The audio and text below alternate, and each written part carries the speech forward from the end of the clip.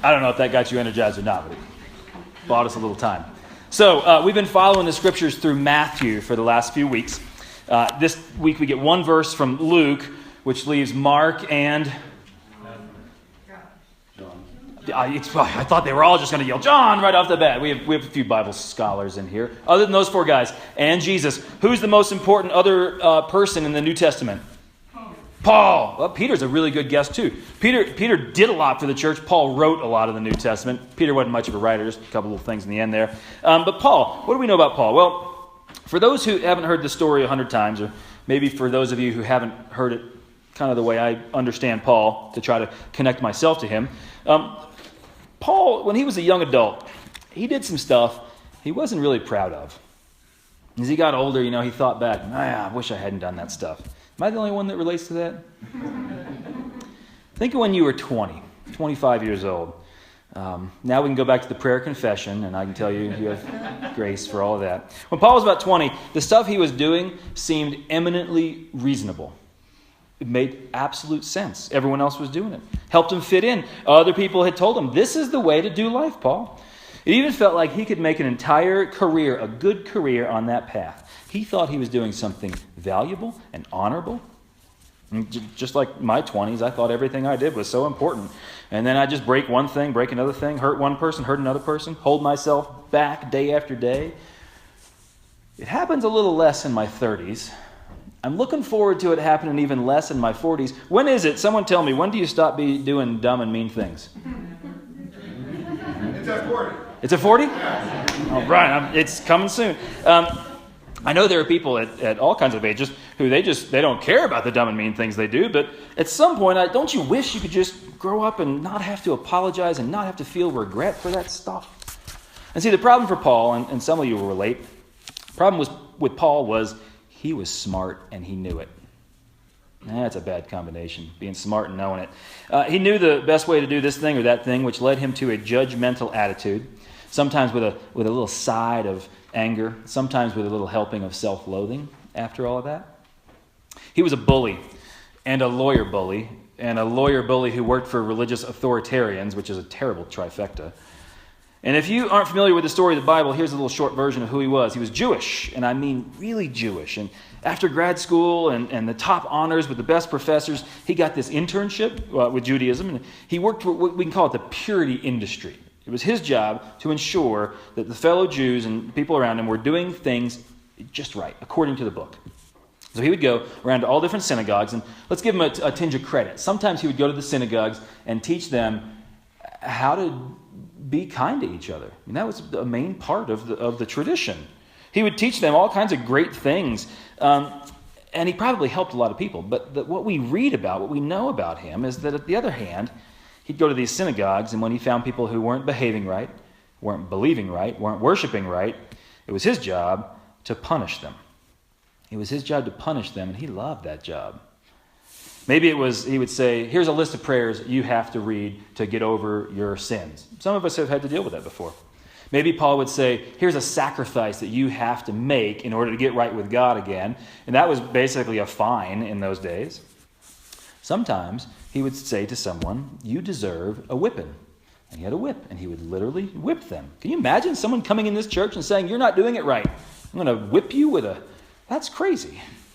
At least one time, 20-something-year-old Paul, he was there on his internship, passively helping, while some older men that he respected stoned someone to death. Now, what does that mean?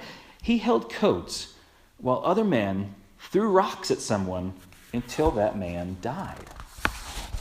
He thought, man, my goals seemed reasonable until today. This career path I was on, this moral system that I really fit in so well, seemed so right until that. How can I respect these people that I loved now? It felt like I was going in a good direction in life, but now I've got second thoughts about everything. And I really doubt any of us have been in quite that kind of situation. But we've probably had that feeling like we thought we were on a stable path. We thought we were upright, head above the water. Now you realize that you're sinking. It's coming over the head. I was part of something, but it seems like I might have to jump out of this. Maybe it's time to panic and time to change course. And Time to change my surroundings. It's as though I've been wrong. Maybe I should repent, make amends, ask forgiveness from people that I've hurt. Because without that, how am I ever going to forgive myself? I don't know what I've been doing. And many of you know what happens next in the story. Paul, who had been oppressing Christians, then he became a Christian. It was remarkable. It was sincere. It was probably suspicious for a lot of people.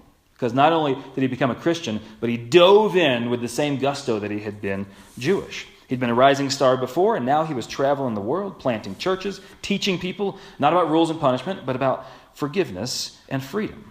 He became the greatest evangelist in the church, which is a great story, except that's a short version of a lot of work. Most of us, to get to the point we've been, it took a lot of work. It took a lot of working through the grief and the pain and the struggles of relationship. Paul's conversion in his heart might have just taken a day, a moment, but how long until he would have been accepted in his new life? How long until he was comfortable after their worship services going and having coffee with everybody? I mean, people have this might be news to you, but people have this tendency to hold your past against you. And Paul walked in there. Can you imagine him showing up in a Christian church? Someone said, "Aren't you the guy who killed my brother? Weren't you the one who whipped my mother?" I mean, I know what you're saying today about your beliefs. I know what you want about fitting in with this, but I don't really care what you say. I know what you did yesterday. How long until they could accept him? How long until they could forgive him? They do not know what they are doing. And the thing is, he hangs out with Christians, they don't trust him. Hangs out with Jews, they don't trust him. They wouldn't forgive him for leaving. So he is over his head. He is sinking. And it must have felt like he was so alone. Like he was on this great cruise with people, a party barge, and something went wrong, and now he's on a raft, floating. Not sure where he's going. Not sure if anyone will ever be with him again. And actually, that isn't even just metaphorical for Paul, because traveling in those days was hard work. It wasn't just a car down the canyon. Paul was actually in a number of real shipwrecks, literally floating alone, maybe on a raft, maybe on a piece of wood, whatever it was, literally wondering if he would ever have a chance, wondering if he had done the right thing with his life, wondering what could he have done differently to get out of this situation. Now, I've come close to sinking a boat a few times. I've swamped canoes. I've had waves coming over the edge of thing. Has anyone ever sunk a boat? I'm just the Nelsons, like, yep, I've sunk a boat. You've sunk a boat before. Did you get in trouble for that? No, okay. Just a canoe. Just a canoe. Well, it's not the worst thing in the world if you can swim or if you have a bucket, but once in a while, your boat starts taking on water, and your life takes on burdens and guilt and pushes it closer and closer and closer to the water's edge. And when your life is so full that you don't know what to do about that, I kind of gather you have three choices. Just my guess on three choices that are personified by people and Jesus. One, you can jump out of the boat. Boat's sinking, jump out of the boat. You can check all your frustration and shame, leave it in there, let it sink. Check out from all the pain you've caused. I've done that. It doesn't really help, does it? Or two, you can panic, and you can paddle harder, and you can stress yourself out more, and you can tell yourself that I am strong enough to carry all this weight somewhere. I'm strong enough. I can carry all the things I've done, all the things I am doing. I can carry the pain I have, the pain I cause. I am strong enough that if I keep working, I can save this on my own, which is probably more of the story of my life. Or three, when you are sinking, whether it is your fault or whether it is something that has been done to you, when you are sinking, you can swallow your pride and accept some vulnerability and begin the slow process of bailing out all the weight that is dragging you down.